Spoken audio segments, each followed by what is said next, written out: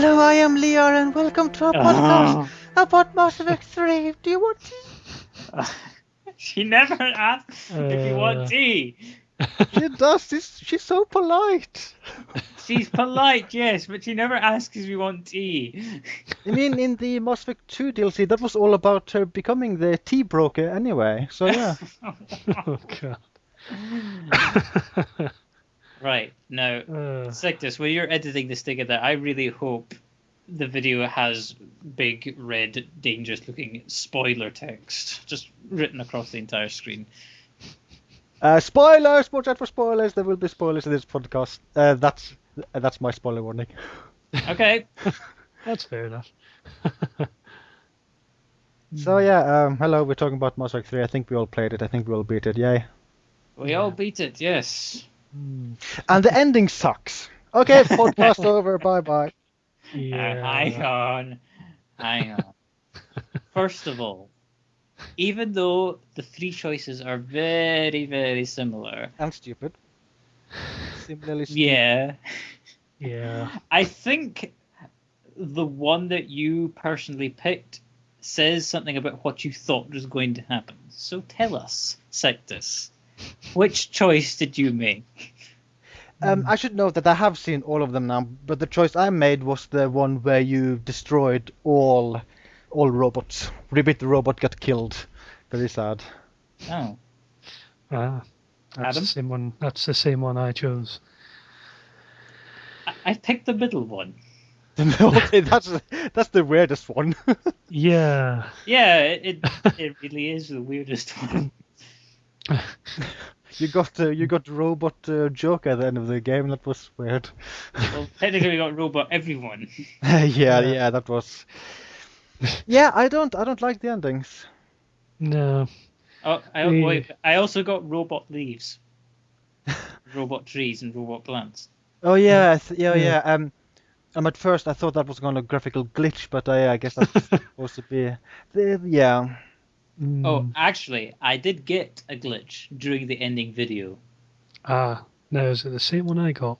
Well, the colours were wrong and it was very dark. Yes, that's why I had. Thank God. For a moment I thought it was my 360 on the way out. I was like, no. I couldn't fix it. Instead, it fixed itself. Oh, really? Yes, I pressed the guide button and it didn't fix it. Odd. It's just when the beam fired from the Citadel, then it went back to normal. Yeah, that's pretty much what I had. So it's basically a widespread problem then. It's not specific. I get the feeling that problems exist on PC. Does it? I can't remember any problems with like that. Okay. Another reason making the PC version superior. Right now, I'll tell you another reason I didn't like the ending. Oh. They killed Keith David.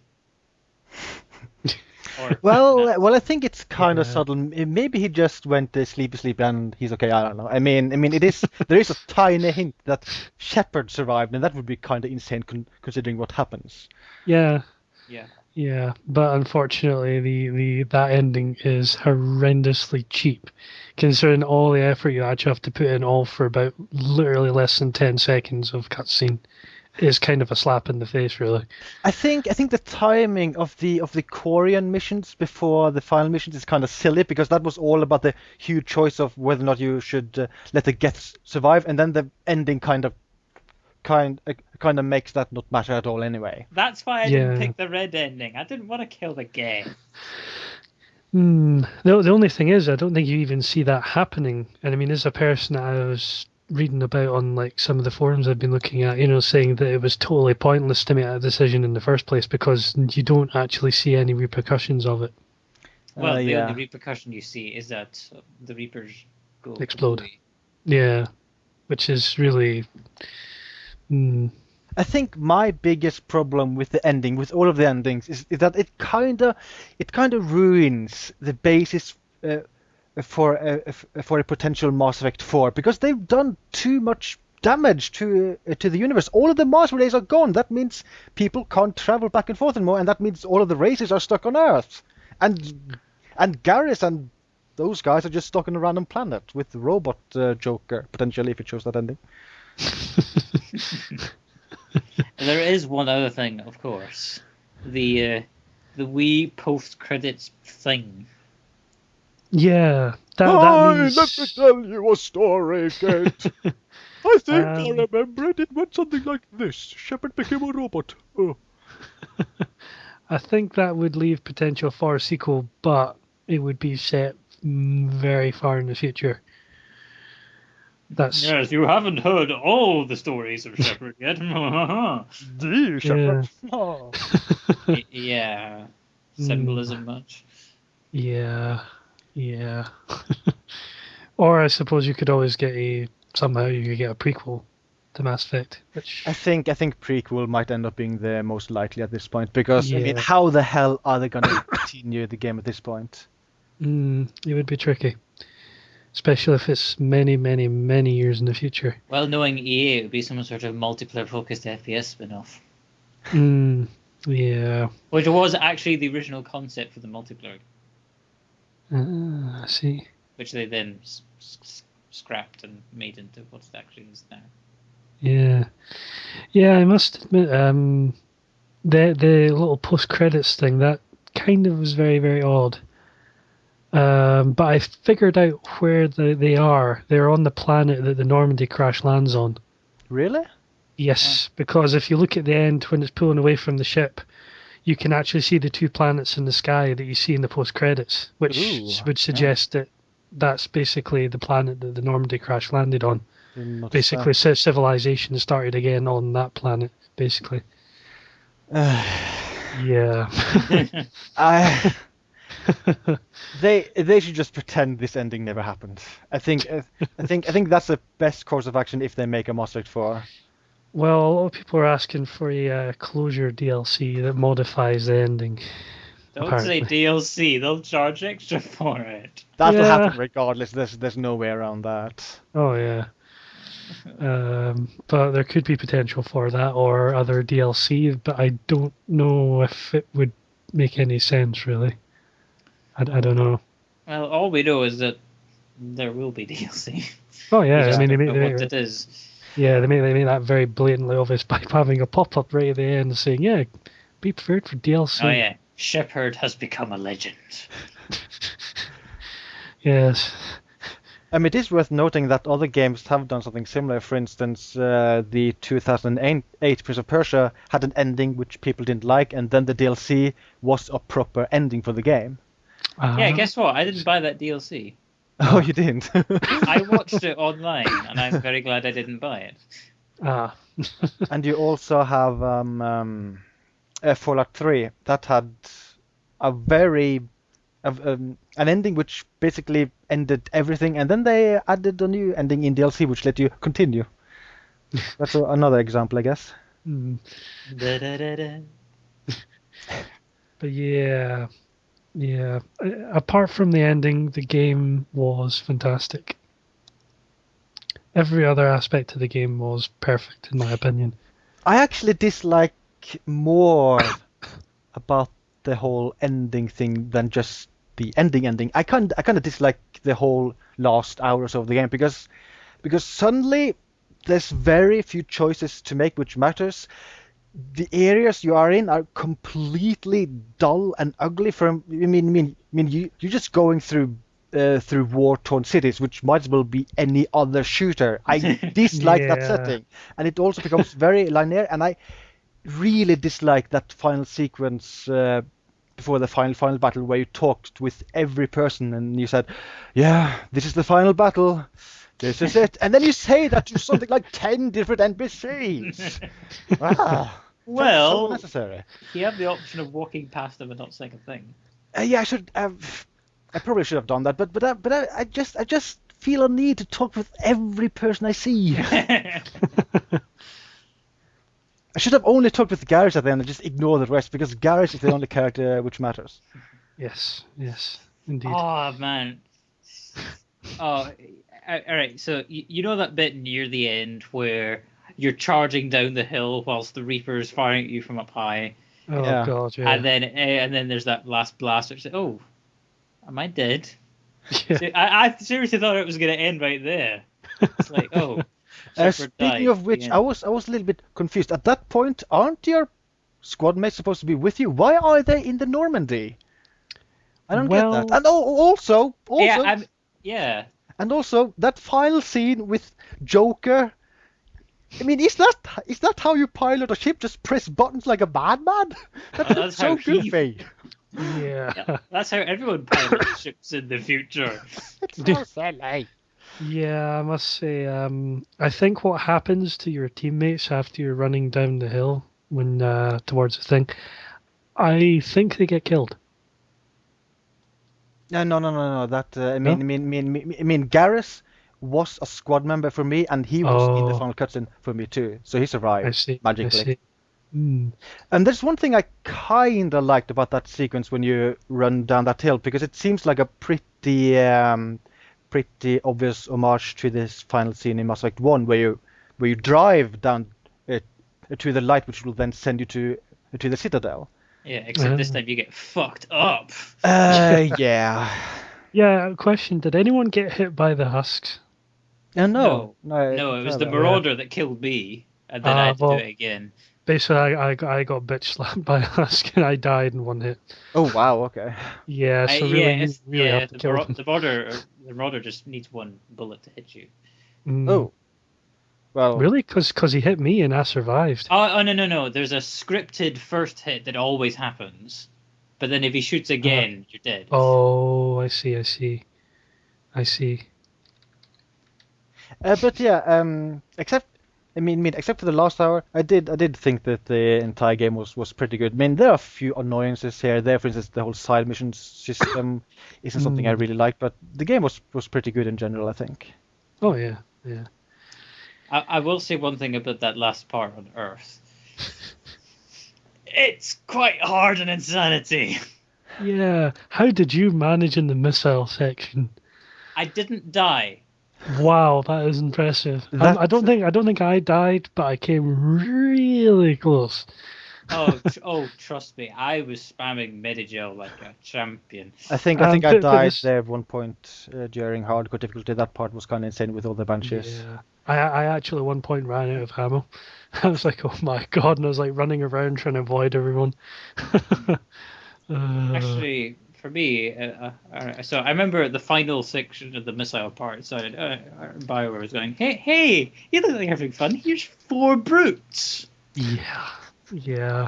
Like, and then it's like, I killed your brutes. So it's like, okay, here's 2 banshees and a bunch of dudes. It's like, no. Yeah, that was a bit insane. I think I only killed 1 banshee. Then Edie said, "Hey, the pistols are ready. You can fire them now." It's like, run. And then when you fire the first lot, they don't work. Oh! So it's like, hey, here's more bad guys. Kill them while we prepare the next lot. Oh, yeah, I can't believe the fucking this. Oh dear. So, Adam, in your game, I mean, the save game you imported from Mass Effect 2, was everybody alive for you? The only person that died was Zaeed, and that was it. The rest were all alive. But unfortunately, I hadn't downloaded any of the DLC, so obviously none of the other DLC characters were there. Oh, okay. So no mentions of, for instance, Kasumi? No. By the way, was there ever any mention of Zaeed in the game? Yes. Um, I mean for Adam, since was dead. No, actually, Okay. but in one of the dream sequences, you can hear his voice in the background. Yeah, and I also got the voices for my dead characters, which were Grunt, Jack, and Mordin. I see. Interesting. So yeah, I have been reading a little bit about what happens if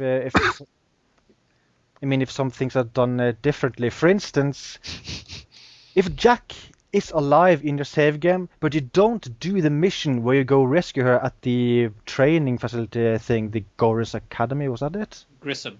Yeah. Yeah. Academy. If you don't do that, you will actually fight Jack later in the game. She'll be a generic phantom, which is called Jack. Oh wow. Oh. Holy crap. And also apparently, if if that character was her name, Samara. If Samara is dead in Mass Effect 2, then you'll fight Morinth as a Banshee at some point in Mass Effect 3. Oh wow. That's kind of insane. Jeez. Yeah. Not half. And yes, and since Mordin was dead for me, I had my own little Solarian guy. It was actually kind of neat. I think there was some really good dialogue with him. I'm kind of curious if you get the same dialogues with Mordin, or if you get different ones. Well, no getting with Mordin. He talks so fast. Yeah. And whenever you talk to Joker about your Mordin replacement, Joker calls him not Mordin. That's his nickname for him. Awesome. Dear. Did any of you have the Queen, the Arachnite Queen, dead in Mass Effect 1?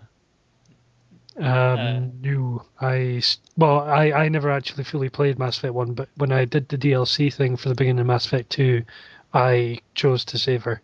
Because it's kind of stupid if she's dead in Mass Effect 1. Apparently, you get the mission and it is the same, and there's another Queen. Odd.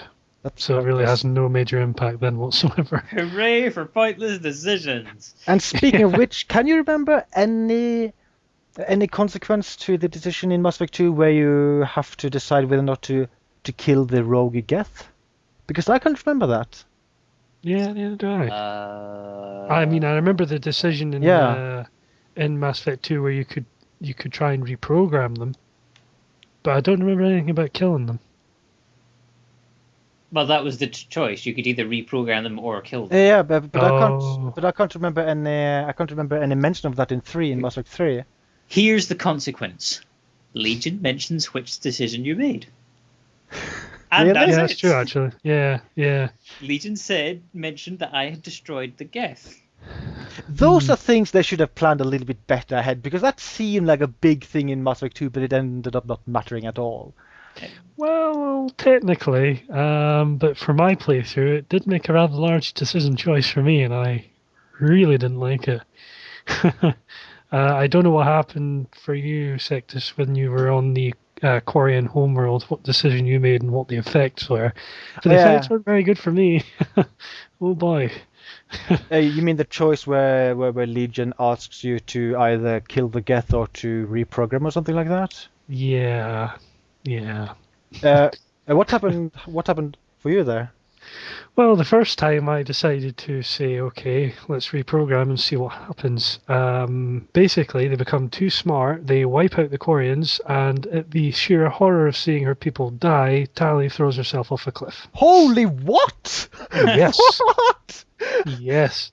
And then basically after that point, you have the Geth allied with you, and they're each their own AI. They're much smarter than they used to be, basically. So I basically just sat there looking at the screen and thought, no, I'm going back to do that again. But how the hell did that happen? Because I reprogrammed them and they were nice. They became nice. They became. I think what happened is Adam picked the top right decision. Yes. Whereas, but because you have a Paragon and Religion option there or something like that. Yeah, on the left. Oddly enough, they never even showed up on my one. Huh. Maybe I you didn't have enough even... points. No, usually they would appear out. just. Yeah, they didn't even appear there for me, which was really weird. Holy shit! I had no idea it could go that insane. Tali. Yeah. Kill herself? Wow. Yeah, and then eventually I went and redid it again, and then when I stopped Legion, he tried to kill me, and then basically Tali had to stab him in the back, and it ended up killing him. Oh wow, that's also drastic. Yeah. Alright, so when you pick the top left option, rally the fleet, Legion is the only one that dies. And he sacrifices himself. Yeah. Because there's some problem with the code upload. Yes, that's what happened with me when Tali ended up dying. Instead of that happening, the reprogrammed Geth remember Legion's promise not to hurt anyone, and the Geth and the Quarians all become friends. Interesting. I had no idea that that could go so wrong. Yeah. I mean, my God. I just left it at that decision for a couple of minutes, agonizing. Oh, what should I pick? What should I pick? God, I didn't even think too much about it. I just let, okay, Geth survive. Okay. Yeah, but the real kick in the face though is when she goes to try and kill herself, you do get like a Paragon action to try and run after her. Oh, and you That makes missed no it. difference. Oh. No. Even when you click it, you still can't grab her. You still miss. So that's kind of a right kick in the teeth. It's like, hey, you might be able to save her. No, you can't. It's like, don't bother giving me the option if it's not going to work.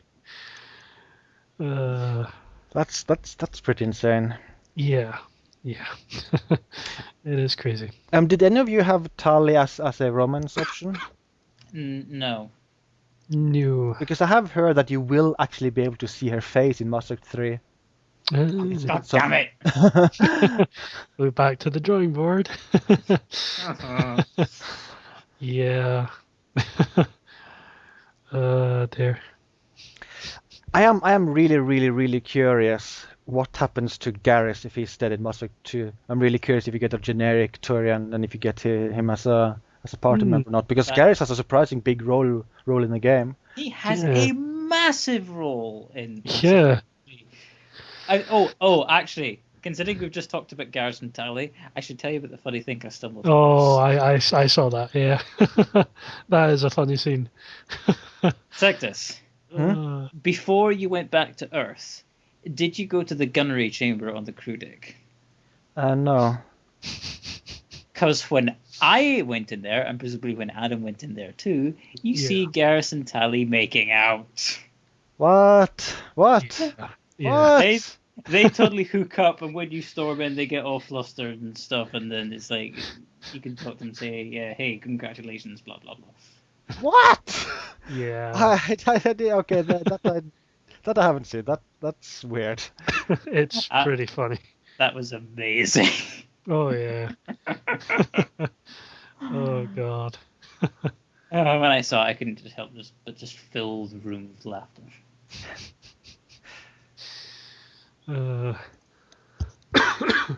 What do you guys think about how the Mass Effect 2 squad members were handled? Because I mean, if I recall, there are 0 returning characters of the new squad members introduced in Mass Effect 2.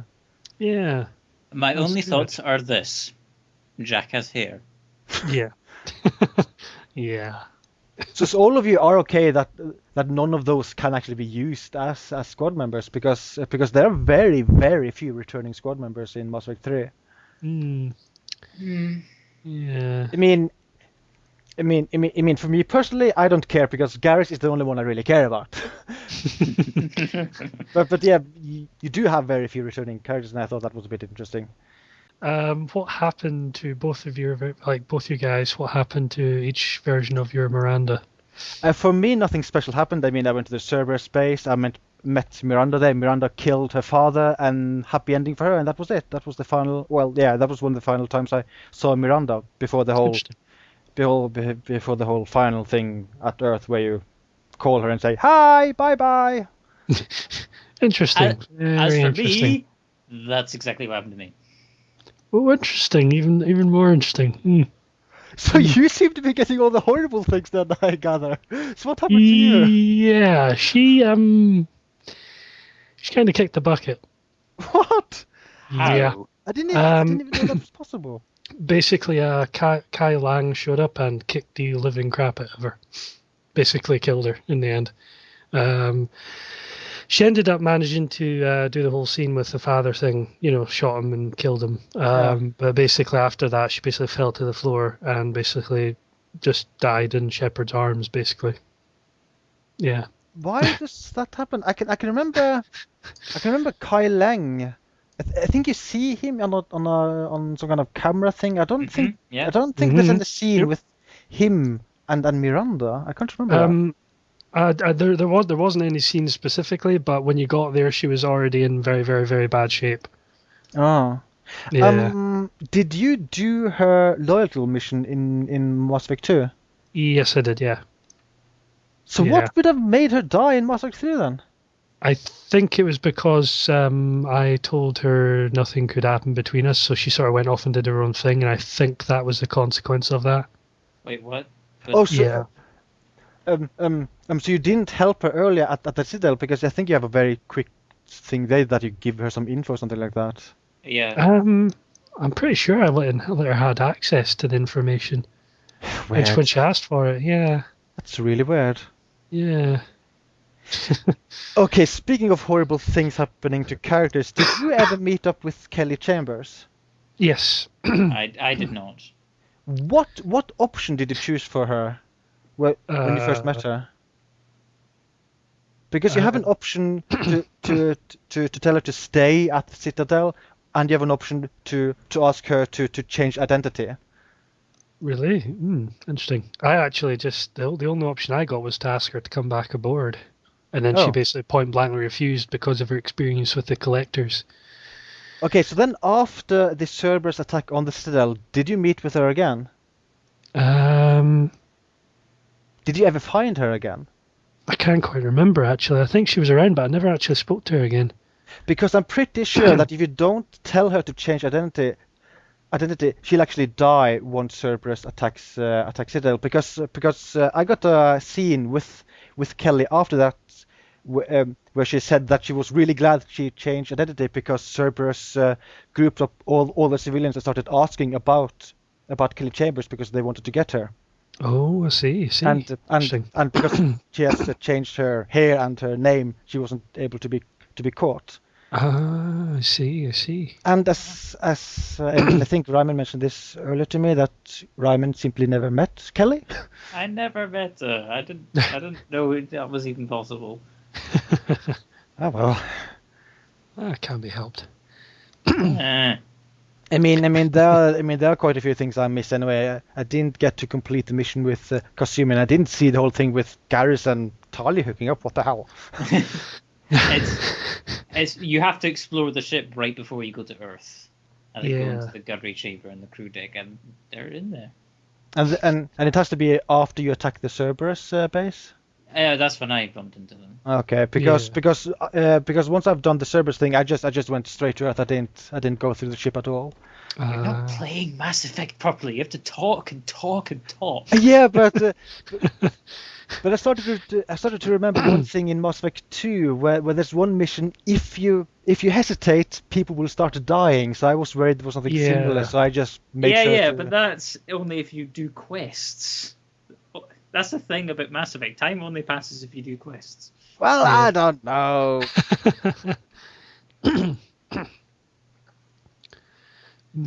So, what else to babble about? Babble. I guess one of the reasons I'm upset by Mass Effect 3's ending is that there is no happy ending, really. Yeah. Not even that whole maybe Shepard is alive secret thing. And that's a stark contrast from the first two games. I mean, Mass Effect 1, it didn't matter if you were a paragon of justice or an absolute renegade arsehole. It was a happy ending. Yeah. In Mass Effect 2, you had to work to get your happy ending, but it was there. And then did Mass Effect 3? No, I'm sorry. You get shit endings for everyone. Yeah, you just don't seem to... You just feel that all the decisions you made over the 3 games mean nothing in the end, really. I personally wouldn't mind an ending which is sad, where Shepard dies or anything. I just want an ending which makes sense, which doesn't destroy the entire universe. Yeah, it does kind of give a right sort of sense that they've just thought, well, I can't really think of all that, but yeah, it is kind of a very odd ending. It just seems really out of place. Yeah. The only good thing about the ending, another song by Phones. What? Alright. Do you remember the music that played during the end credits in Mass Effect 1? No. It was by... Alright. The music was by a band called Founts, spelt like that. Mm-hmm. It was called M4 Part 2, the song. And the ending, the music that plays during the whole Drooper on Green Planet bit, that's by the same band. It's called Das Malefits, I think.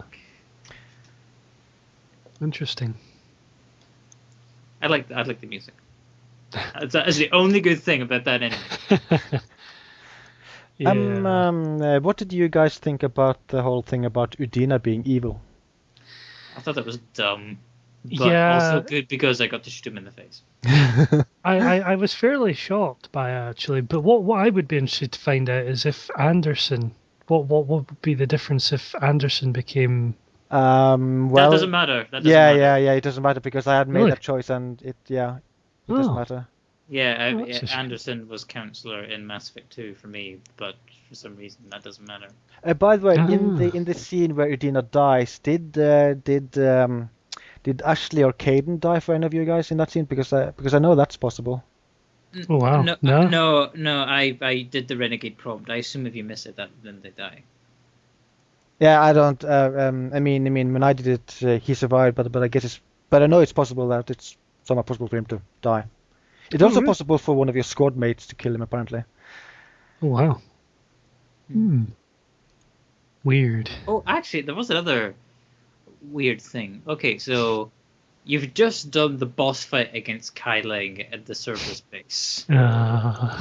And then he gets up and starts inching his way towards Shepard. Oh, yeah, and there's a renegade prompt. Did you all hit that prompt, or did any of you miss it? I did.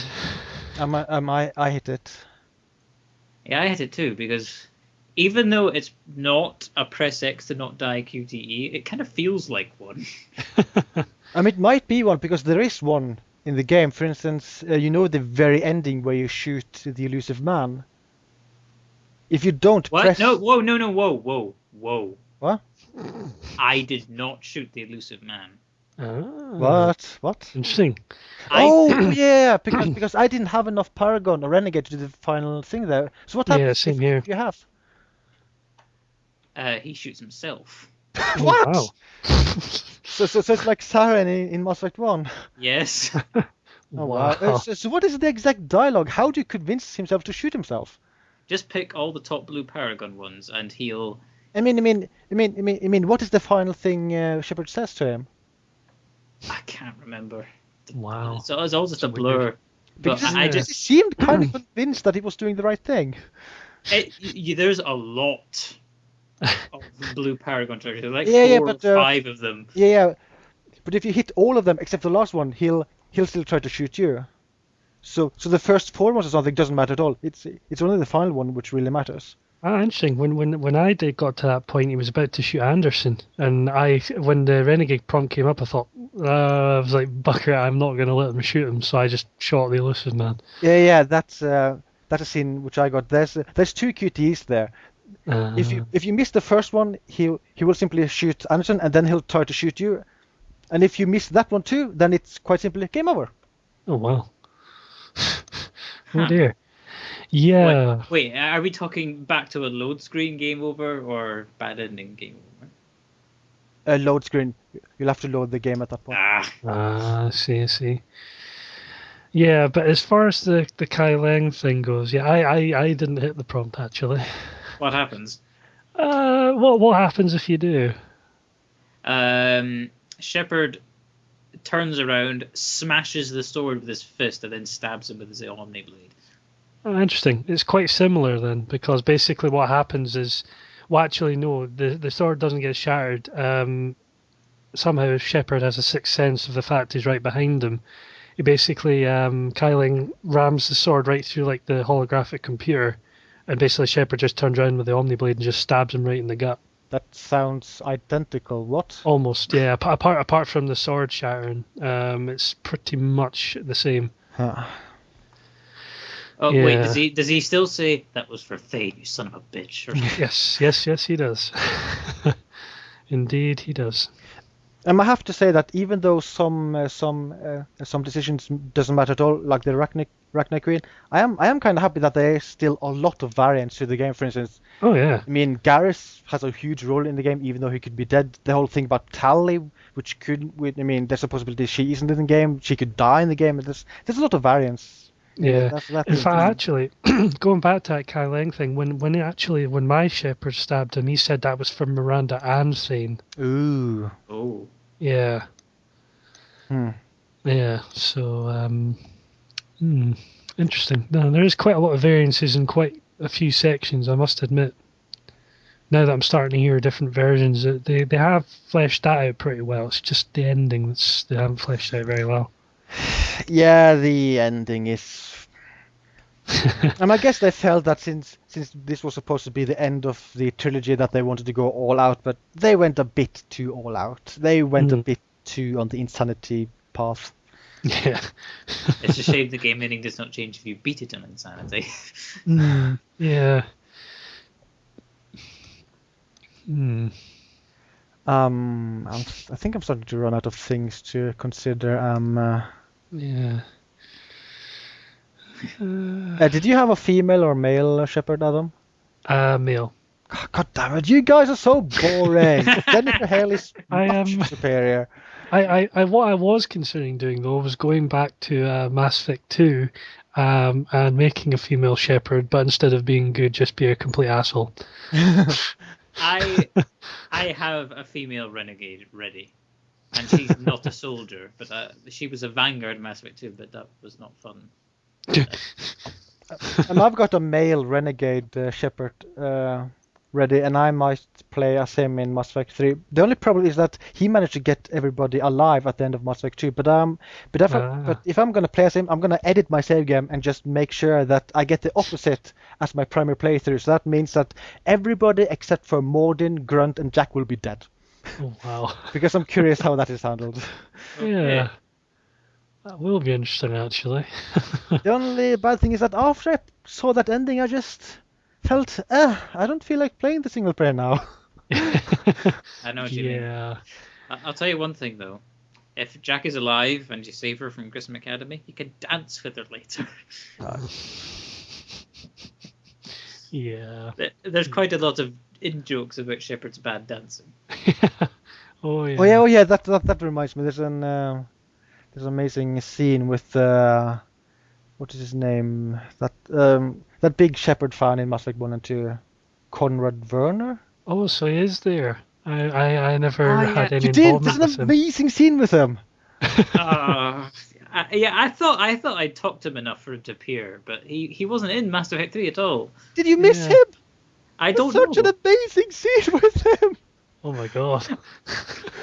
That's one of the best scenes in the game. It's similar to the amazingness of the Garrus scene in the Citadel. It's so good. Wow, really? Oh damn. Shall I spoil what happens? No. Okay, Oh. because it's really good. It's really fun there. Interesting. And I think I might have spoiled it for myself anyway, because I was looking at a side quest guide, and one of the side quests mentions that if you do something, that Conrad will show up. Although I am gonna assume there's only one variant of that, because they kind of messed up the whole thing with Conrad Werner in Mass Effect 2. Oh yeah, the bug. So I assume there's only a Paragon Werner in Mass Effect 3. No, it'll be Renegade, won't it? Will it be? I can't recall. Because the bug is when you import from Mass Effect 1 to Mass Effect 2, you only get the Renegade response, because it doesn't matter what you do, Conrad will always talk about how you shoved the gun in his face. And that's the Renegade response. Because he seemed like a Paragon person in Mass Effect 3. Maybe they then just looked at the save game value from Mass Effect 1, then maybe, I don't know. Because then they could still have the Paragon or Renegade version of him. Interesting. And yeah, what did you guys think about Jessica Chobot? The reporter you get on your ship. God. She's actually voiced by her as well. She looks identical, and she's voiced by Jessica Chobot. That's stupid. Yeah. Well, I just can't believe you can actually have her as a romance option. Oh God, that's dumb. I basically just told her to leave when she got like that. I said, yeah, no. I was trying to find a way to punch her like the other. Oh yeah, I have seen what happens if you pick the Renegade response with Kalisa been seen in Al-Jalani from Westerland News. That's pretty fun there. I'm guessing it's another case you punch her in the face. No. Oh, if you try and punch her, she misses, and then you get another Renegade prompt, and then you headbutt her. Yeah. Wow. when you first try to punch, she ducks, and I think she even said something that she was expecting that or something. Yeah. Yeah, but that was pretty amusing. Oh, wow. The punches must have had some effect though, because she looks completely different. Oh, wow. She has a different face. I can't even remember how she looked like in 1 and 2. No, just look at a video of her from either Mass Effect 1 or 2, and then try and find a video of her from Mass Effect 3. Her face is different. Oh well. Weird. Did you guys get the scene with Garrus and Joker? That's pretty funny. Garrus and Joker. In the cockpit, where they keep telling each other bad jokes. Oh yeah, that was amazing. I don't think I saw that. Oh. Garrus is everywhere. I saw a scene with him and Vega in the kitchen where they were bragging about how awesome they were. Oh yeah, I saw that one. Yeah. I did get that one as well. Uh, And there's also one quick line with the Garrus a mission where he does actually refer to one of his lines in the random mission in Mass Effect 2, where he mentions about he doesn't like fighting in hospitals. Oh, I didn't hear that. oh, Damn it. wow. I can't remember the specific line, but it says something like that. This is even worse than fighting in a hospital, and that's what he randomly says during a mission. I think it's during the mission on the Asari home planet.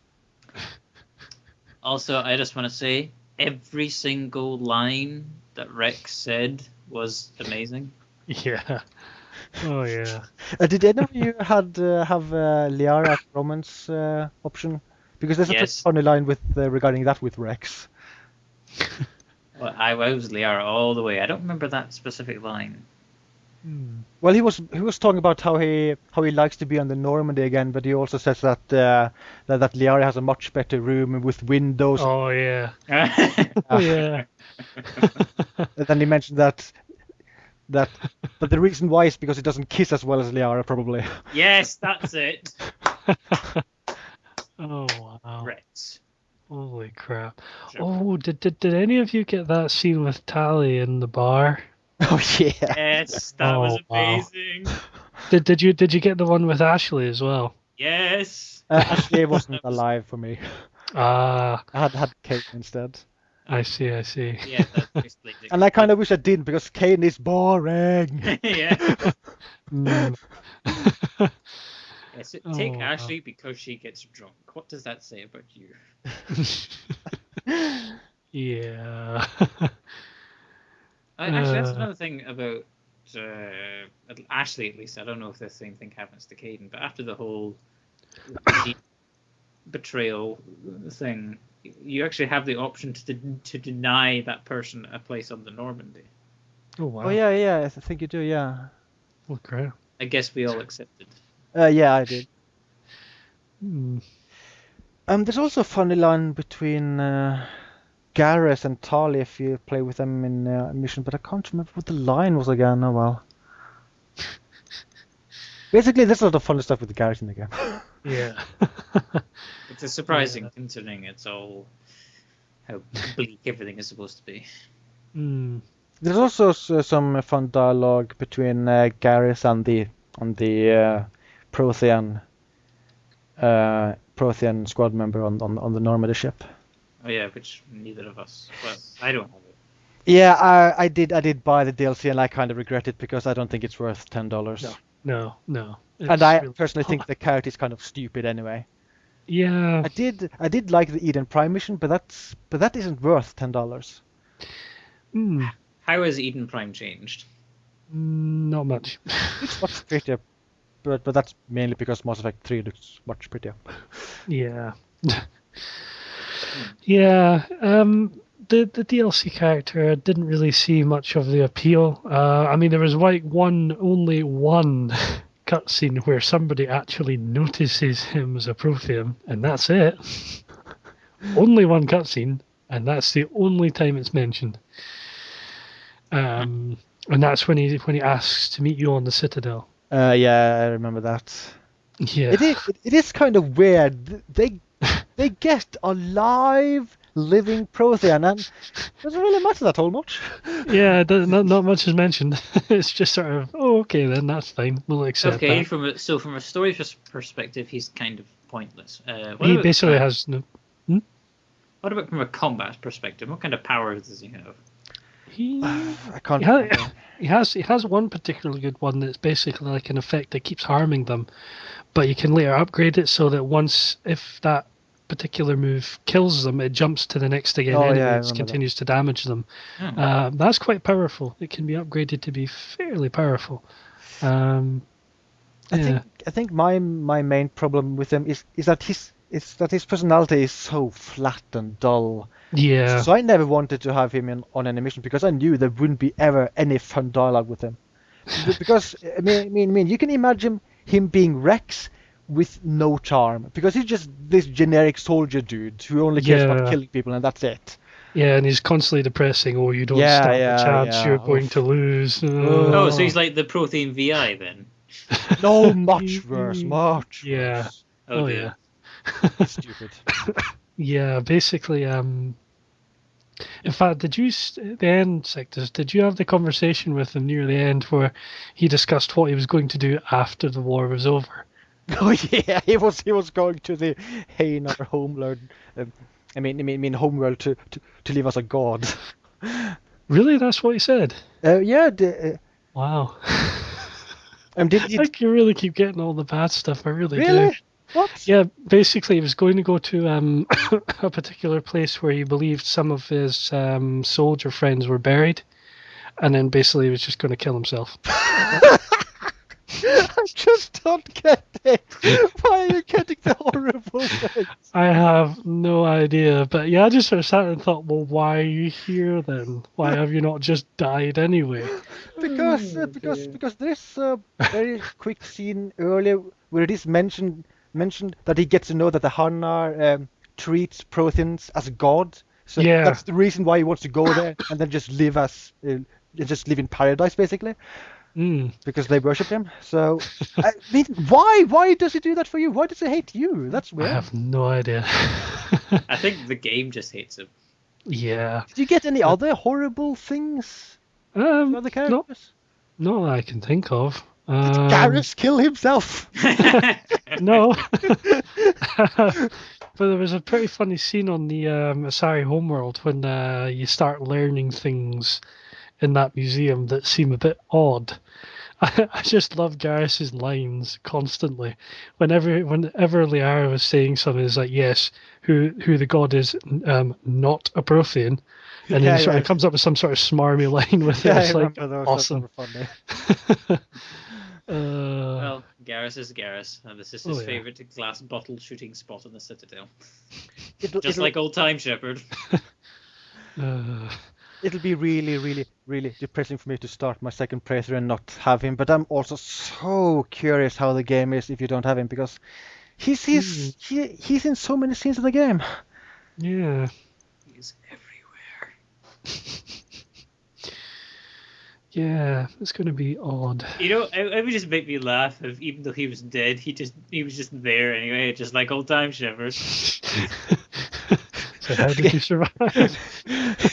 Okay, I doubt the developers were that stupid. I don't know. I bet I know how they'd explain it too. I just picked this conversation. Garrus, how are you alive? Well, if I can survive that gunship, I can survive anything. There's one thing I become a little bit puzzled about. There's one scene very late in the game. I think it's on the Cerberus base.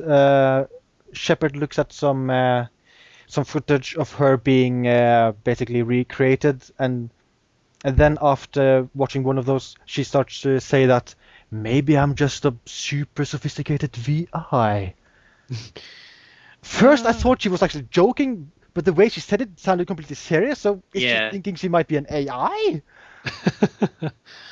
Well, I think there is other videos you can see that eventually sort of prove that he's definitely, that Shepard isn't a VI, he's definitely the original, remade basically. Well, for me, Liara was there and she just said, no, you're real. Trust me. Yeah. Plus, me, also, I just shagged you. That's fair enough. That's what happened. Well, I think also you find out a little bit of backstory about Edie as well, actually. That she wasn't created by Cerberus. That she was actually a rogue VI on point that was reprogrammed to be No. No, she was made by Cerberus. It's just that she was deployed on the moon in Mass Effect 1. Oh. Do you remember that side quest in Mass Effect 1, Sectors on the moon? Oh yeah, I do remember that barely. So that is the origin of Edie? Yeah, Wow. Cerberus put her in that facility. So she's actually a mass murderer? Because what wasn't the whole moon thing about some AI killing people? I think so, yeah. Edie is really evil. I didn't know that. Well, she was a machine. Evil. She's changed. Did any of you guys try saying no to her becoming a robot? I mean using the robot body? No. Okay, Yeah, because so I basically just let her do as she pleases. yeah, I did the same. I'm just a little bit curious if it is possible to deny her doing that. Mm. You're always in denial, Sectors. Okay. Let's talk glitches. Oh god. How was there a particularly interesting glitch, you guys? There's one glitch I found, which I found very annoying because I could basically get it every time I went to a specific place. Whenever I went into the cockpit with Joker and Edie, there was probably a 100% chance I get 100% stuck if I kept moving around in that cockpit. Mm. Oh. And that was annoying. So I made sure that I always saved before going there, because even if I got stuck and then saved and loaded, I would still be stuck. That was kind of bad. Mm. Well, I think the funniest glitch I had was the conversation with Liara early on, where during this conversation, Glyph flies around from time to time. And they weren't looking at each other at all during the entire conversation. Both of them were focused on Glyph. I got the same glitch. It looked so weird and broken. Yeah. As for generally annoying glitches, I had two. One on Tachanka, I had cover on the higher ground above a Ravager, and it was able to shoot me through cover and kill me. I wasn't aiming out over cover. I was ducked behind cover, but it was able to shoot through my cover and kill me. Wow. Yeah. Fortunately, well, the easy way around that is just to not go to that specific part of cover. And then there was another annoying glitch when I landed on Thessia. Right at the very start, you got that gun turret sequence, if you remember. Oh yeah, yeah. Yeah. So the first time I did that, I killed all the enemies, but the sequence wouldn't continue onto the next part. So I had to reload the autosave and do it again. Perchance, did you notice if the bar of the shield was still going down? It was, well, the barrier. It wasn't going down. It was half full or half empty, depending on how you look at it now. Oh, weird. That's strange. The second time, I did a lot better, and the scene continued as normal. So, yeah, that was annoying. I think most of the glitches I got is in multiplayer due to lag. Yeah, that can be annoying, especially if you have a ping of 700 milliseconds to UK servers. Ouch. Ouch. Yeah, basically, at that point, I got some really weird glitches when I was playing in that laggy condition where I couldn't pick up ammo, I couldn't climb ladders, my shots had no effect, and my powers had no effect. But the enemy also had a very hard time killing me. That's not good. So, if they, I mean, they will make a new Mass Effect game at some point. What do you guys think that game should be? A spin-off. spin-off. Yeah. Yeah, I think they've done too much damage to the actual... A spin-off that lets you play as one of the alien races. Garrus! Well, yeah, that'd be a good spin-off. Mass Effect the Garrus edition. They could have a Garrus game where you play as Garrus when he's in Omega in Mass Effect 2. They could just have an entire Garrus game. They could say what Garrus did at C-Sec before meeting Shepard, then wait, no. Best idea of all time, best idea of all time. You know Dead Rising 2 off the record? I want Mass Effect 1, 2, 3 off the record with Garrus as main character! Oh my god. No, that's not going to happen because Garrus is always there, whereas Frank West wasn't in the original Dead Rising 2. Yeah. I suppose. Would be interesting though. Alright, I have another question for you. What was your weapon and class of choice? Or weapons? Well, I played as infiltrator, so I was always carrying some kind of sniper rifle, and I usually carried either a shotgun or pistol. I think I ended up using the javelin sniper rifle and the... what is it called? The Hornet pistol, which is a kind of shotgun thing? I think so, yeah. Mr. Adam? I was my usual Sentinel class. I like having the extra shield. Because I can usually take a rocket to the face and I don't lose any health. I just lose my shield, which isn't too bad. And the weapons I used were actually part of the N7 pack that you got with, which was they were fairly powerful weapons. One of them, unfortunately, was I never used because I had one hell of a kickback to it. Oh, the Argus rifle. Oh my god, the minute you start using that, basically, the minute you started firing, you'd go straight up. It was just impossible to keep the damn gun down. Yeah, I did not use that gun. Yeah.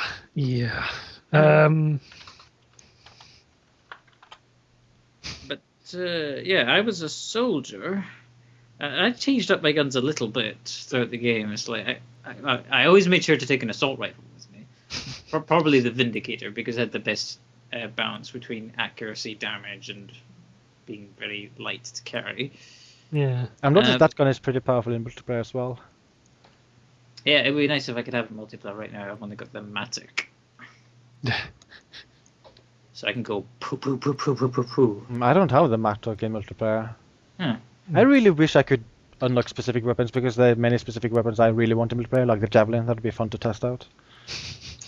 And I messed around with sniper rifles briefly, but I stopped using them because I found I really wasn't using them that much. I would always just get in closer and shoot with other guns, like pistol, SMG. But towards the end of the game, I started using the Geth plasma shotgun. My God, that thing is powerful! Really? Oh yeah, the one you can charge. Yeah, seriously. I mean, I was playing on Insanity, and I could kill a brute in 5 shots. Huh. Wow. I think that's actually the most powerful shotgun in the entire game. It is. Yeah. It is insane. Oh yeah, actually, speaking of weapons, did on that particular Geth mission, when you had to fight 3 primes at the same time, did any of you use the Geth Spitfire weapon? Yeah, that gun's rubbish. Really? That gun absolutely tore apart those Geth primes within about 5 seconds. It did so little damage for me. Really? Mind you have to hold the button down and it gets faster. Really? Huh. It barely hit them. Speaking of which, what did you guys think about the whole thing where you were in virtual space? Oh, you mean was the Tron pretty cool. level? Yeah, the Tron level. That was pretty damn cool, actually. I thought it was weird. Well, you I got didn't- to learn I didn't- Legion's backstory at least. I didn't. Yeah. I didn't like the pacing of it. It kind of felt slow, especially when you had to solve the puzzles where you shoot at the thing. No, I got did find lost. those. Yeah. I got lost. It's not always clear where the next path is going to start magically growing from. Yeah. So about a new Mass Effect game, do you think it should be a prequel, sequel, or? or what? I think it would be nice to hear, like, to actually play through some of the events we've only like read about. Yeah. Like, if the game had to have Shepard in it, might be nice to play through some of the backstories that you like pick when you're creating your character. That's true, like basically the Skillian Blitz. Yeah, stuff like that. Yeah. Like, if it had to be Shepard. Well, Because they can't go forward if they're going to make a game with Shepard in it. Thanks to that thing. I guess there are some big events they could make games of, for instance, based on the human Turian war, the whole Krogan against the Rachni thing. Yeah. But then there would be no Garrus. You need Garrus. If they did a game based on the Krogan rebellions, that would be a good opportunity to play as lots of different races. If you were so inclined. That is true. And maybe then you could have a mission where you play as Morden being Mordeny. Yeah. Indeedly. Yes. I think this podcast is becoming kind of big. Nonsense. There's got to be something we haven't discussed yet. Multiplayer? Well, Well, I don't. I mean, whenever I get the Xbox version, it is possible that maybe I'll just record a few matches with us playing. So maybe we don't have to really talk about it. Well, that's true, actually. Since we will be recording it. Oh, wait. No. There's something else we have to talk about. Well, first of all, what did you think of James Vega?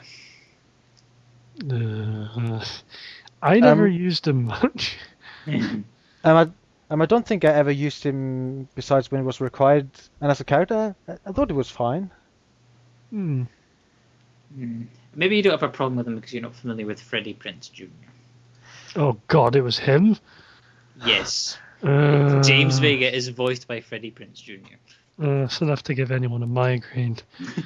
God damn it. That's awful.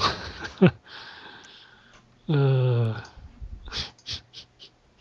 then I may have mentioned this to one of you already, but did you figure out who the gay love interest is? Oh yeah, that's pretty obvious. Oh yeah. It has to be Cortez. It is. Oh God. Yeah, it definitely is. I also think if you're playing as a female Shepard, you can romance Samantha Trainer. Yeah, you can. I guess the only giveaway you have there is that little quip she makes about Edie's voice. Oh yeah. What did you say, Edie's? Well, she makes a little quip about Edie's voice and how she found it attractive. Oh yeah. Yeah. I kind of got that scene between Shepard and Trainer kind of by accident because that is kind of sudden and I wasn't really expecting that to happen. Because I mean, if you play as a male Shepard, do you still get the scene where you play chess against her? Yes, you do. Oh yes, indeed you do. Does she take a shower? No. Okay, because if you have a female Shepard, she will mention how she likes the shower in the captain's quarters and that she hasn't showered in a while, and then you can tell her, oh, go take a shower. And then you get a scene where Shepard is just sitting near the couch, and then you get to see Trainer taking a shower, and there's close-ups of her and everything, and then you suddenly get a choice: join Trainer in the shower. What? Oh my God. Jeez. What did you do? What did you do, Sectus? It was too tempting. I of course chose to join the shower, and then went to notice that this is a romance option, and then afterwards I just loaded because I had technically Liara as my romance option, so it wouldn't really be right if I then went after this Trainer crap. Blue skin for the win. Oh dear. Oh dear. I didn't know that was a scene only for female Shepards. I kind of assumed you would get the same option if you were a male Shepherd. Well, no. She doesn't Apparently swing not. that way, Cyctus. Oh, wow. Holy crap. That's very strange. I'm trying to think of other things which could have gone very differently for us, but I can't think of that many options. Okay. Here's another thing. Did you meet the guy from the Overlord DLC? Oh. Well, Yeah, you meet well, him you when meet you both go of do them? that mission with Jacob, isn't it? Well, you can meet both of the characters from that DLC. You meet the scientist in the Jacob mission, and you meet the crazy guy in the Jack mission. Oh. Did you meet him there? Well, I think something weird happened because when I met the doctor guy in Jacob's mission, he talked as if we'd never met. Oh yeah, same with me because I never actually played the Overlord DLC. That's weird because I thought I had played it, but I guess I didn't play it on that save. I guess not, because Shepard was super pissed off at the scientist guy. Oh Really? God! Oh wow. Yeah, and you also meet the crazy guy at the Grissom Academy or whatever it's called. Oh wow! Oh. And I assume you only meet him if you made the decision in Overlord to tell him to go there. I don't know what happens if you told him to stay with the scientist. Well, that's the renegade decision, so I guess not good things. But anyway, there is a really cheesy line with him when you do meet him on the Grissom Academy, because Shepard asks him, "What have you been doing now as you're here on this in this academy?" And he replies, "I've been counting the days I've been able to live because you saved me." So goofy. Oh wow. Actually, there was something interesting that happened during one of the random fetch quest things on the Citadel. I had to find these things. I had to find these Batarian codes. Oh, I know. Oh yeah, this is DLC. This is Mass Effect 1 DLC.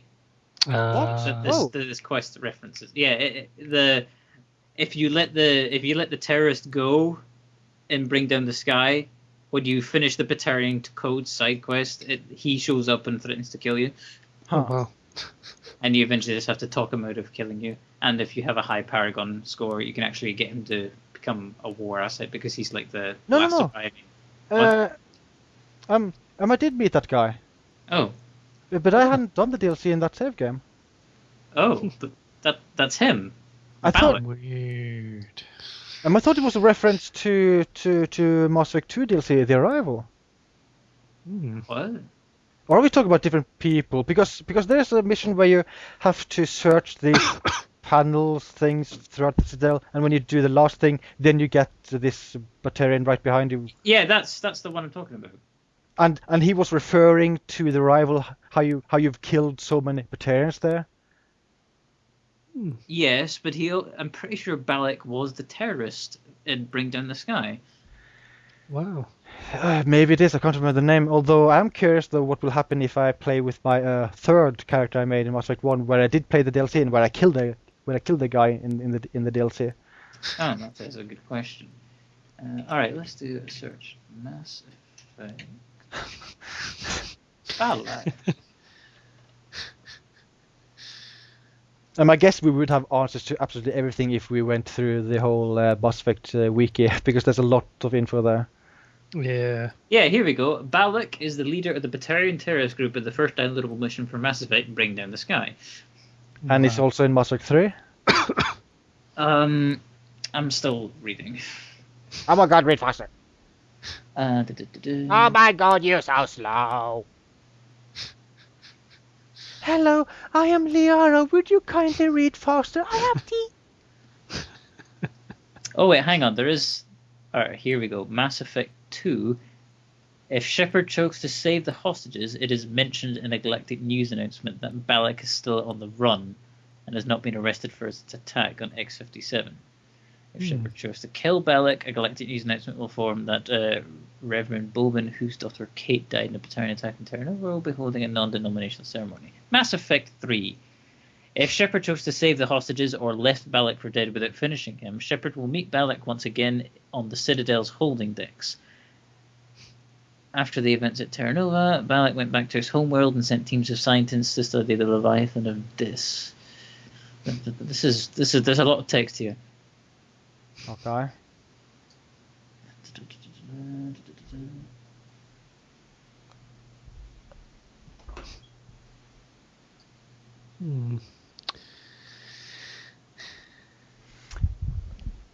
Interesting. Okay, any other things which could have been different? What characters did you guys have as romance options in Mass Effect 2? Well, with this particular save game, I just stayed faithful to Liara. I didn't romance anyone. Adam? Mine's was Miranda.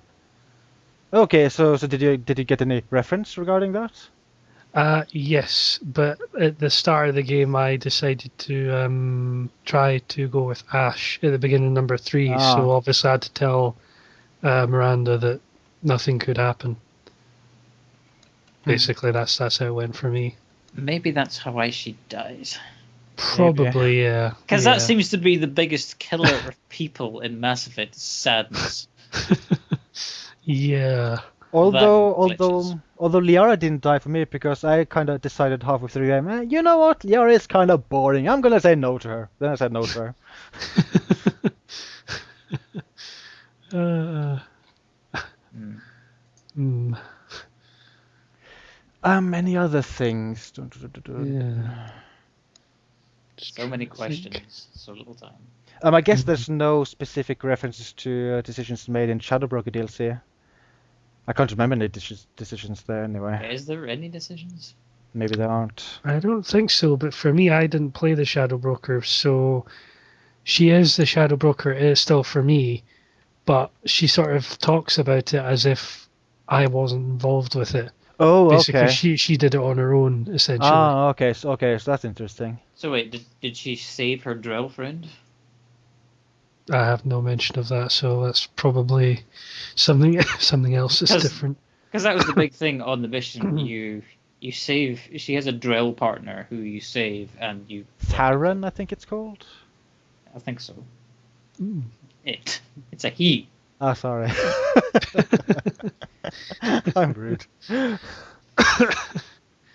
What was other DLC from Mass Effect 2? Oh yeah, you also had the Kasumi thing, but you didn't do that, Adam. So I guess you never met her. No, I did not. I did it. I met her. For some reason that mission was grayed out, so I couldn't finish it. So meh. Shall I tell you what happens? Okay. Or did I already tell you what happens? You can tell me again. I can't remember if you ever told me. Okay, so this Solarian Spectre asks you to do a mission for him. You have to look for some codes. Yes, that I remember. And then, so you get to the end of the mission, and you find this indoctrinated Hanar. It's such a weird scene. Oh wow! And he's threatening like terrorist action against the Hanar homeworld or something, and you have to try and stop him. And it almost seems like it's too late. He's uploading this virus that will destroy everything. Oh my god! But then Kasumi intervenes. He's like been shadowing you cloaked the whole time because the Solarian Spectre wants to arrest her.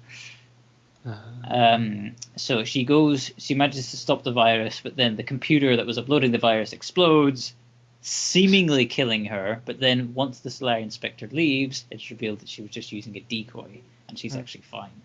And then she becomes a war asset that helps build Crucible. But there's no way to get her to join your team, right? No. Can you even ask her? It comes up in dialogue quite often, and she like says, "You brought me along on a suicide mission. I don't really want to do that again." Well, she didn't even do this suicide mission for me. Because I did the DLC after I did the final mission. Actually, she does make a pretty joking remark where she, well, maybe if Jacob was there, maybe I might come back. Oh yeah, there's a reference to that in that Shadow Broker thing.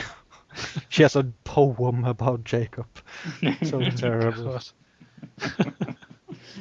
Holy But crap. I have actually heard what happens if you do that mission and Kasumi's not there. It's basically you have to accept one bad consequence or the other bad consequence. Okay. So you have to give up something. Whereas if you have the squad mate, you get everything nice. Adam, Yes. did you do a mission on the Citadel with some kind of Volus being kidnapped? Oh, I know what this is.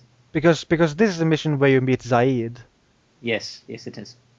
I don't quite remember that mission. Shall I The just spoil what happens to Zaeed during that? I don't mind. Because he's been hired to I think he's been hired to kidnap the Volus, which is actually a good guy, and then you go to rescue him. But Zaeed basically dies because he was in some kind of big battle with lots of dudes, and that's it. There's a very What? short scene with him. What? Oh, wow. What? That's not what happened to me. What? He survived. Did I get the wow. whole thing? What? Why? When I did the mission, he survives and he becomes a war asset. Oh, okay. Did you? What happens when you meet him? He's just like, oh, Shepard, hi. I was just having a friendly chat with this Wallace. But what with the fight? He wasn't even going to fight for me. Oh wait. Oh, now I remember. Okay. I think I know why he died for me. Oh, why? Because there is this scene where you try to find where the Volus is, right? And you're following some kind of signal or something. Mm-hmm. And you get to this corridor with many doors. Mm-hmm. I had two options. I had another side mission there. So I was hearing gunfire and stuff, and I went through the wrong door. I went to the door for another side mission, so I started talking with another person for another side mission while I heard gunfire. Oh, dear. When I was done with that, then to the other door, and then I found Zaeed dying. And he was talking, oh my god, Shepard, you should have seen the fight I was in. It was epic. I will say one thing about as Zaeed, his voice is epic. Oh, I just love the way he talks. But actually, yeah. When you do that actual side mission, and there's always two doors with the orange bypass symbol on them. I picked the wrong one first, and I heard gunfire. But when I got there, Zaeed was fine. He was alive and well. Yeah. I had three doors in total then, because I also went to the wrong door first, which just does nothing. But then when I went to the other side of the corridor, then I had the two options, and the other one led to another side mission. But when you do meet him, is there some kind of hostile encounter there? Do you fight or anything? No. By the time you get there, Zaeed has already killed all the other dudes. Oh, so if you hesitate, for some reason he dies, and if you don't hesitate, he'll kill everyone before you get there. That's really weird. I've also heard that if Zaeed is not there, it's similar to the Kasumi mission, where if the squad mate is not there, you have to accept a sacrifice. Oh, wait! I have another theory. Mm-hmm. With this character, I didn't do Zaeed's loyalty mission in so maybe that's the reason. You see, that's the thing about the way I play Mass Effect 2. I can't not do all the loyalty missions. I have to do them. I played through two playthroughs around the same time, so I did the stuff with the other character. Interesting. That might explain why I hadn't done the Overlord DLC, because the save I imported was my Insanity playthrough. I didn't want to do any more DLC than I had to. I just wanted to get to level 30 and then do the last mission. So I'm curious, is it possible for other characters to randomly die? I mean, is it then possible for Kasumi to just randomly die then? I'm curious. I suppose maybe if she's not loyal, she doesn't use the decoy, so the explosion kills the real her, maybe. Maybe I should barely recruit her on my second character and then copy over the save game again to the PC. Or YouTube. Yeah, I guess. Although that, I mean that really isn't the same. I think, I don't know. But do you really want to play through the entire game again? Do you really want to play through the entire game again? I mean, I still have the save game, so I could just load him up, and I can just go recruiter, and then I copy over the save game to PC. Load him up. Yes, my male shepherd, which looks exactly like Mulder from X-Files for some reason. What? I didn't even wow. intend him to look like that. He just ended up looking like him. That's kind of weird. Wow, that is pretty amazing. Oh, so, wait. Was this a Mass Effect 1 character? Did you have to recreate him? No. I haven't imported him into Mass Effect 3 yet. Oh. So I made him in Mass Effect 1, and he ended up looking just like that David Duchovny or whatever it's called. That's his name. Yay! You got it right. I know names! Yay! I'm Liara, I know names! I swear, she didn't... her voice didn't sound all that... oh god, what's the word? Polite! For some reason, I want to say soft in the first game. I didn't think her voice sounded quite that soft. Yeah, I guess you're right. It is. Actually, there's a lot of differences. I mean, hell, her skin looks different in Mass Effect 1. It looks more detailed now. Yeah, it's not like completely smooth like it was in the first game. I think that's mainly because the game in general looks so much better, especially the character models. Well, actually everything looks so much better. Yeah. Interesting. Okay, so I'm gonna assume that Thane died for you as well, Adam. That's kind of unavoidable. Yes, indeed he did. Still, epic punch up. Yeah, definitely. I'm done. Trying to think of other characters of importance. Samara and the Arda Yakshi Monastery. Yeah. Oh, yes. So there's a point right at the end of that mission where she's about to shoot herself in the head, if you remember. Yeah, and I told her, don't do it, it's stupid, you're being stupid, and then she said, yeah, you're right, that's kind of stupid of me. Huh. Yeah, I also did the Paragon prompt. What did you do, Adam? I did the Paragon prompt as well. Okay. No more badness. Yes. Indeed.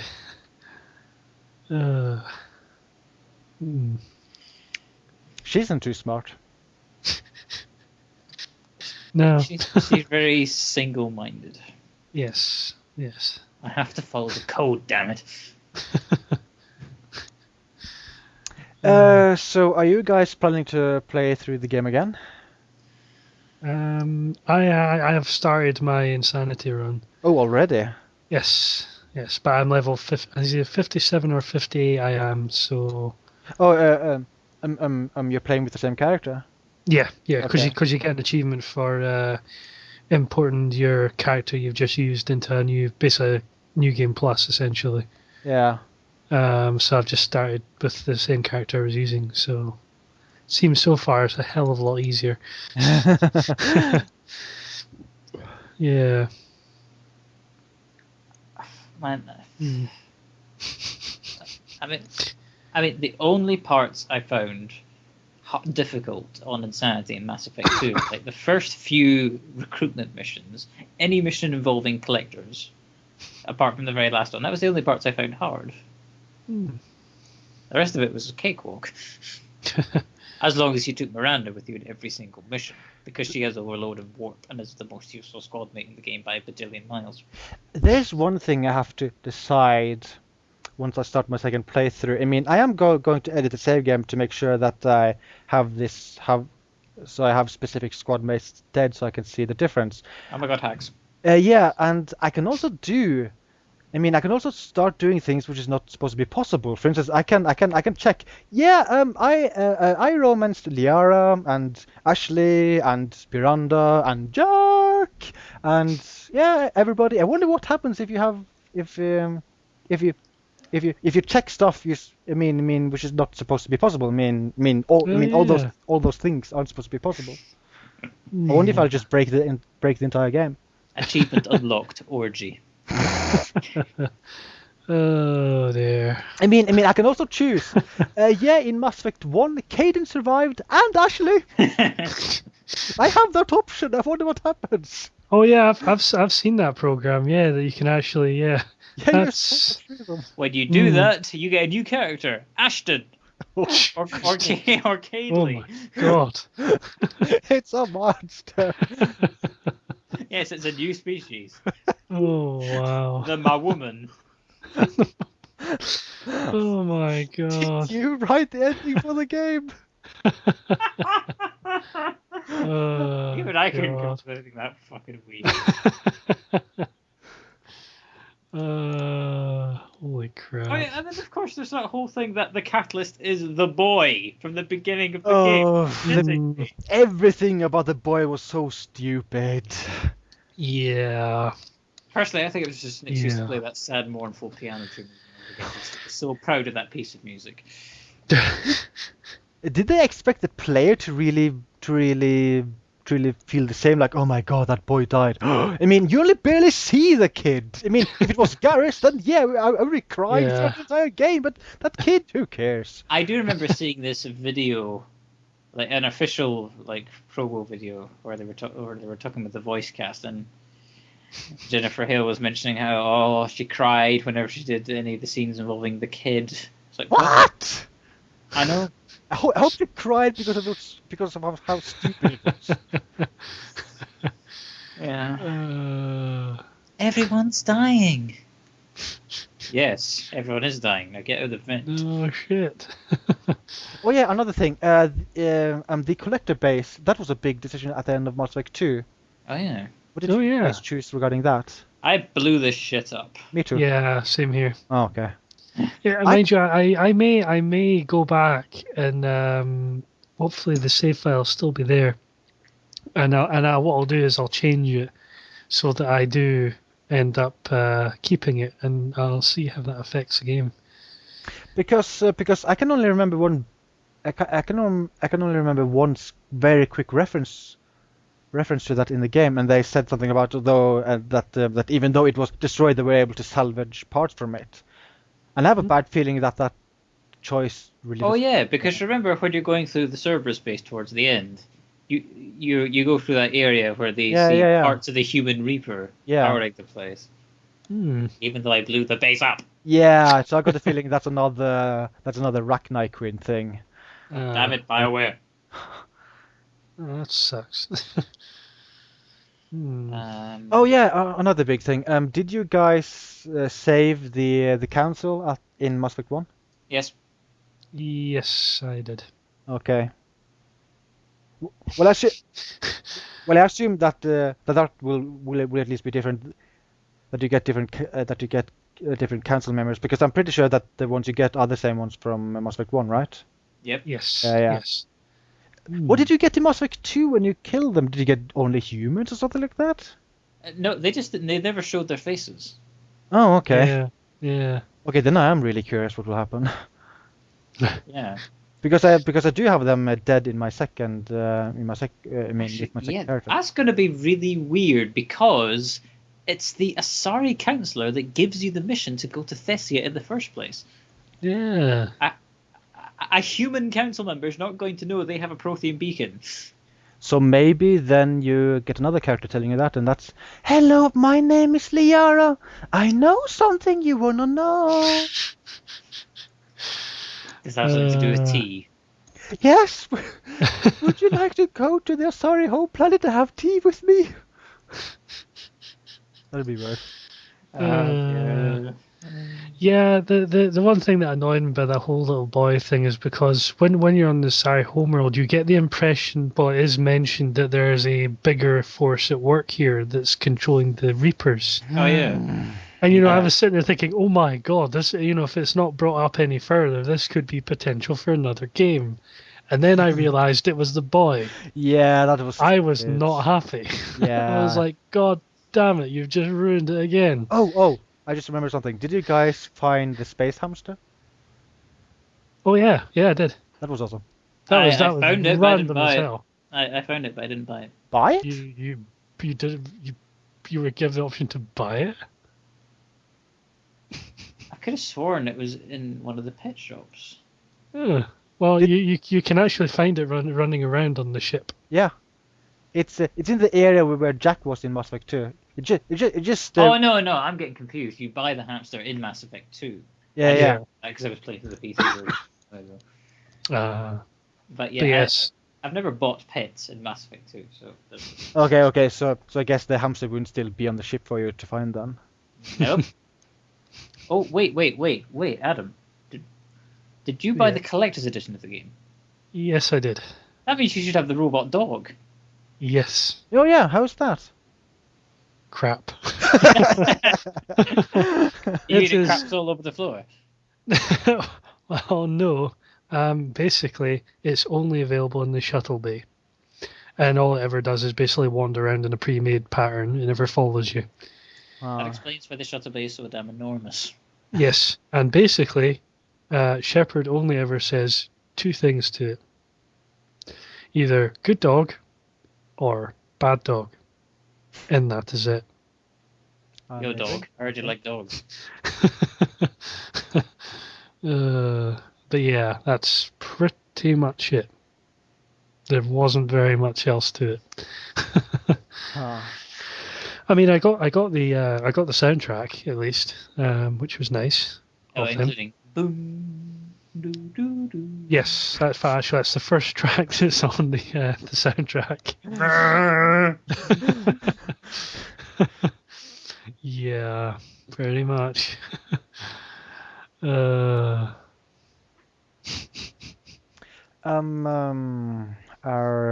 What we're talking about again? Oh yeah.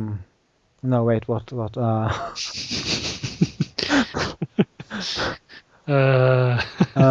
was gonna say something, but I forget.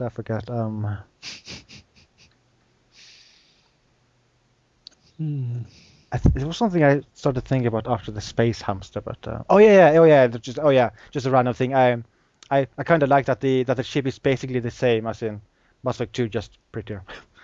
Yeah. I kind of like that they still have all the same rooms you can go to, even though there's no reason to go to many of them, but they just look pretty. Yeah. Although the console limitations are clearly showing themselves, where you have to load between 2 different rooms in Deck 2. Oh yeah, I noticed that when I watched the Giant Bomb Quick Look, that loading thing is kind of long, and on the PC you just walk to the scanner and you stand still for maybe a half second, then you walk forward again. Yeah. It varies.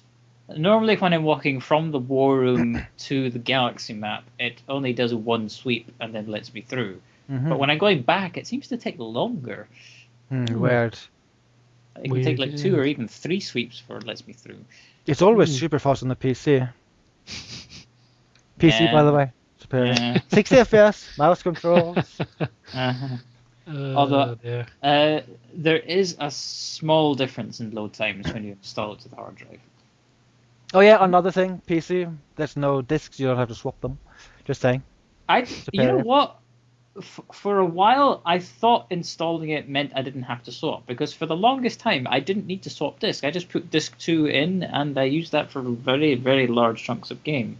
For instance, all of Rannoch, including the story mission, I did that on disk 2. I thought that was the main story mission, so I thought I would have to switch to disk 1. Yeah. Strange. So it wasn't until the Cerberus base at the end of the game that I had to switch back to disc 1. Yeah. Mind you, I did have to switch a couple of times myself, actually, and I don't know why, but I did have to do it a few times. Oh well. Yeah. Installing it's not really an option unless you have at least a 120 gig hard drive. Yeah, I can't remember. I have the 250 gig hard drive, so I'm okay. Yeah, because the game, when you install both discs, it's 14.6 gigabytes installed. Yeah. That's a lot of space. Space. PC. Space, gotta go space. Oh, wouldn't that be epic? Actually, no, I've got a revised ending for you. Oh, no. Right. So, you get the bit where Joker's outrunning the energy wave in Normandy, And then all of a sudden, the Space Core appears, bumps into the energy wave, and the energy wave just stops. And then Joker just sort of looks dumbfounded as the Space Core floats away, yelling, "Space!" And then the end just appears on the screen. Dear God. Yeah, and I did an awesome job keeping those fish alive. Dear God. Oh.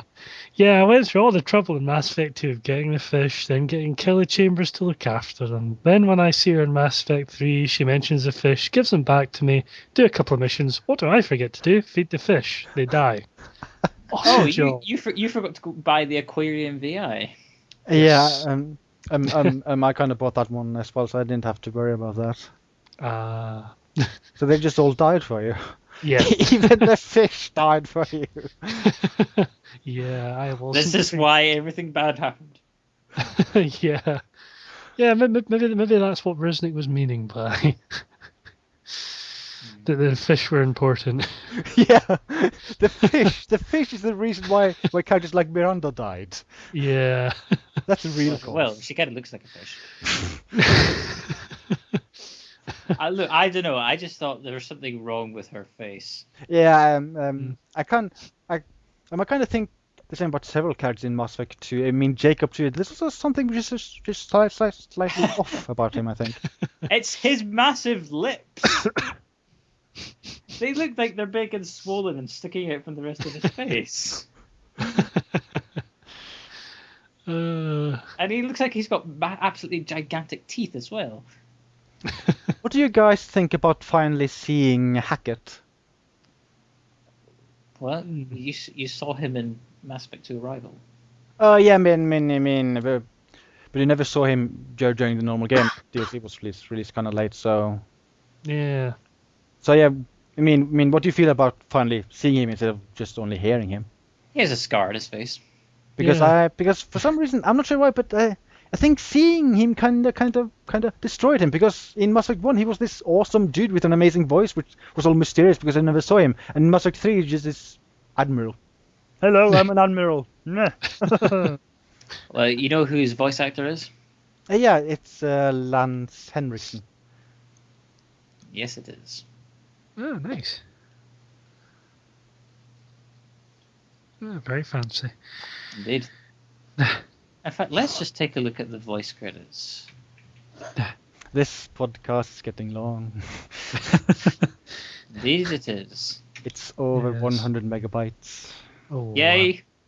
Wow. This is going to be hours of babble. Yeah.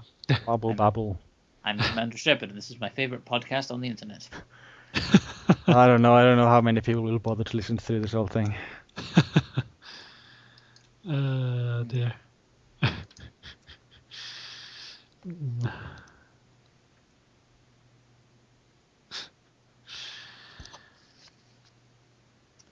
Well, maybe it is time to stop, because I can't think of anything else to say.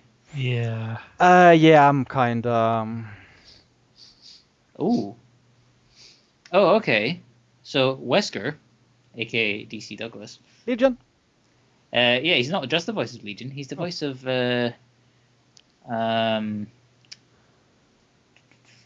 Tactus. Huh? I think he's a side quest character. Hmm. He's also the voice of Geth Prime and Geth Elder. Oh, wow. Who the hell is Geth Elder? Yeah. What was Tactus? Yes. Tactus. I think he's a Turian. Ah. I see. Interesting. Suddenly I see. Also, one of the voice actresses, if you remember the Quarian Admiral Shalaran, or just Ran for short. Oh, yeah. She's on the Normandy briefly. Her voice actress has the most amazing name. Her name is Shore Agdashlu. Oh, wow. And by the way, Tactus is Tactus is it's a very minor side character on the Citadel for a quest called Medical Supplies. Ah, there you go. Oh, You only yeah. barely meet him. By the way, to make this podcast a bit longer, should I just spoil some things? I mean, what happens if some characters are dead? For instance, Garrus. Because I have, I mean, there is yeah. this huge Mass Effect wiki which has everything on it. There is.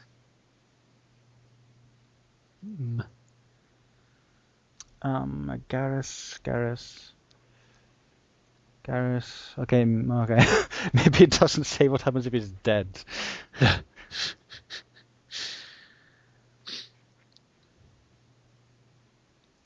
Oh, actually, you know what? There is something you guys should see.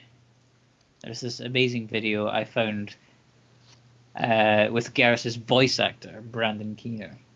Let's see. Okay, at the very least, if you don't have Garrus, you will not get a replacement squad member at least. So,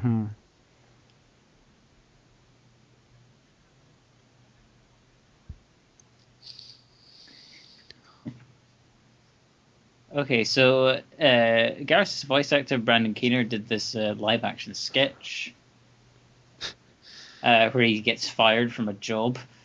And someone has laid the video of that sketch over some Mass Effect 1 scene. And this is the result. Oh my god. if we're gonna start linking to YouTube videos, I should probably stop this podcast because this isn't going to work well. Yes, you guys have fun. Possibly watch YouTube videos. We hope you enjoyed the podcast with the spoilers. Yes. Don't forget the red text like this. Bye bye. Spoilers. Watch out, spoilers. Bye bye. Ta-ta. Bye.